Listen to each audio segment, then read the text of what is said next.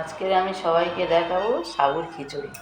তার জন্য উপকরণ লাগছে 2 কাপ সাগু, ছোটো কাপের আগে থেকে ভিজিয়ে রাখা, আর 1 কাপ ডাল, আর হচ্ছে গাজর, বরবটি, আর মশলা হচ্ছে আদা বাটা, কাঁচা লঙ্কা, গোটা জিরে, হলুদ, লবণ, গুঁড়ো লঙ্কা। কড়াইতে আমি তেল দিয়ে গাজর, বরবটিগুলো দিয়ে দিলাম।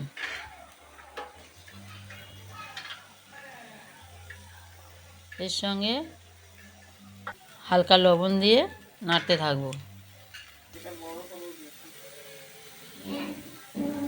নেড়ে ভালো করে মিশিয়ে ভাজাভাজি করে নেব। খুব বেশি ভাজবো না। দেখুন ভাজাটা হয়ে এসেছে, আমি এবার তুলে নেব।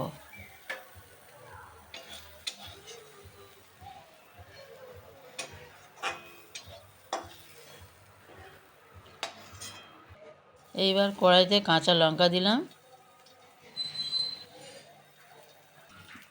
তেল দিলাম, গোটা জিরে দিলাম ফোড়ন হিসাবে,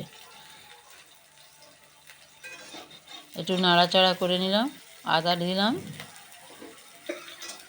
আবার একটু নাড়াচাড়া করে নিলাম।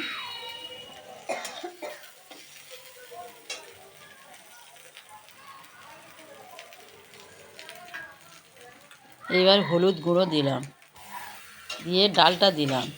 হলুদ গুঁড়ো দিয়ে ডালটা দিলাম কারণ ডালটা সুন্দর কালার আসবে।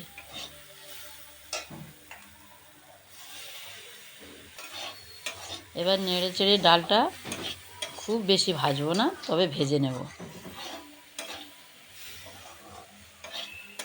দেখুন ডালটা ভাজাভাজি হয়ে এসেছে।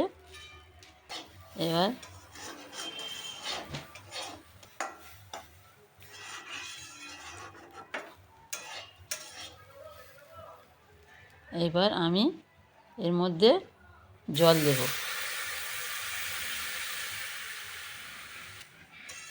ভালো করে নেড়ে দিলাম। ডালটা সিদ্ধ হওয়া পর্যন্ত অপেক্ষা করব।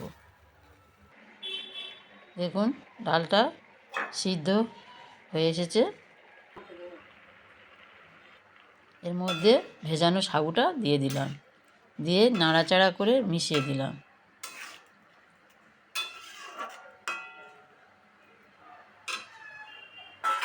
এবারে ভেজে রাখা সবজি আমি এর মধ্যে দিয়ে দেব।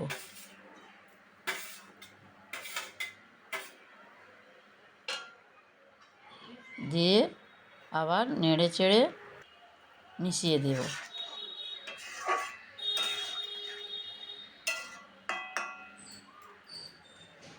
আবার আমি জল দিলাম একটু, যাতে সবজি ও সাগুটা ভালোভাবে সিদ্ধ হয়।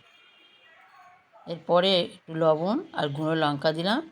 আপনারা দিতে পারেন, নাও দিতে পারেন, স্বাদ মতো লবণ দেবেন।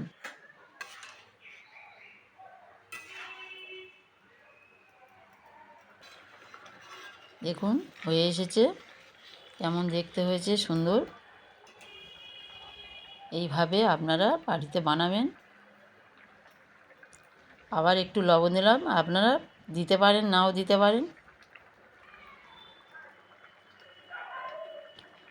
দেখুন খিচুড়িটা প্রায় হয়ে এসেছে।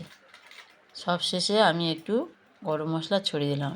আপনারা চাইলে দেবেন, না দিতে পারেন।